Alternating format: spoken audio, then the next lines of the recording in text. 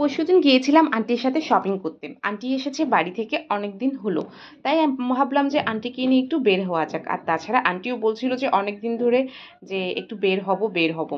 তো আন্টির কিছু প্রয়োজনীয় জিনিস কেনা লাগবে। আমার কাছে একটা টপস আর টি-শার্ট দেখে আন্টির খুবই পছন্দ হয়ে যায়। তো আমাকে জিজ্ঞেস করছিল যে, "তুই কোথা থেকে নিয়েছিস?" আমি বলেছিলাম যে, "এটা তো আমি ভ্যান থেকে নিয়েছি।" আন্টি বলছে, "ওয়াও! ভ্যান থেকে নিয়েছিস? এত সুন্দর কোয়ালিটি আর এত ভালো?" আমি বললাম যে, "হ্যাঁ।" তো বলল যে, "আমাকে নিয়ে যাস তো আমিও যাবো।" তো সে যেই কথা সেই কাজ, আন্টিকে নিয়ে বের হলাম। তো বের হয়ে এখানে ভ্যান গাড়িতে আসলাম। মামাকে বললাম, "মামা আমাকে কয়েকটা টি-শার্ট দেখান ফ্রি সাইজের।" তো মামা কিছু টি-শার্ট দেখালো। এই টি-শার্টগুলো নাইট ড্রেস হিসাবে ইউজ করতে পারেন। বাসায় আপনি রেগুলার পরার জন্য ইউজ করতে পারেন। যেহেতু আমরা এখন থ্রি পিসে তেমন একটা বাসায় পড়ি না। বেশিরভাগই আমাদের টপস তারপরে এই যে গেঞ্জিগুলোই পরা হয়। তো যার কারণে আমাদের থ্রি পিসেরটা তেমন একটা পরা হয় না।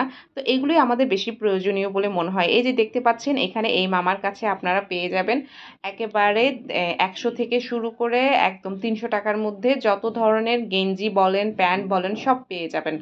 আর ছোট বাচ্চাদের জন্য গেঞ্জি আছে ২০ টাকা, ২৫ টাকা, ৫০ টাকা এই টাইপেরও গেঞ্জি আছে।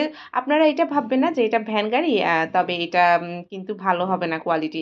কোয়ালিটি কিন্তু মার্কেটের গুলো থেকে মানে শপিং মলের গুলো থেকেও যথেষ্ট ভালো আমার কাছে কোয়ালিটি গুলো।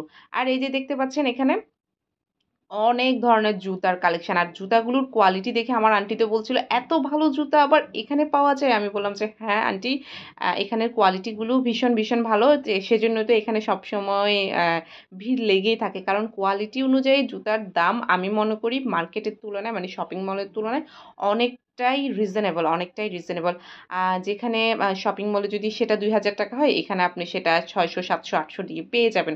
তো এটা অবশ্যই আমাদের জন্য রিজনেবল। আর যারা মধ্যবিত্ত আছে তাদের জন্য তো এটা একেবারে চমৎকার একটা মার্কেট। তো এই মার্কেটটা কোথায় এবং কয়টা থেকে বসে, সপ্তাহে কতদিন বসে, এগুলো যদি আপনারা জানতে চান তাহলে প্লিজ আমার এই ভিডিওতে লাইক এবং কমেন্ট করে জানাবেন যে আপনারা এর ফুল একটা ভিডিও দেখতে চান কিনা এই হকার মার্কেটের।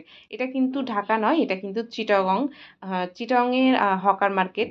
কোথায় বসে, কোন দিন বসে বা কতক্ষণের জন্য বসে সবকিছু আমি আপনাদেরকে ভিডিওতে জানিয়ে দেবো। তো জানতে হলে আপনারা অবশ্যই কমেন্ট করবেন। টাটা, বাই বাই, আল্লাহ হাফেজ।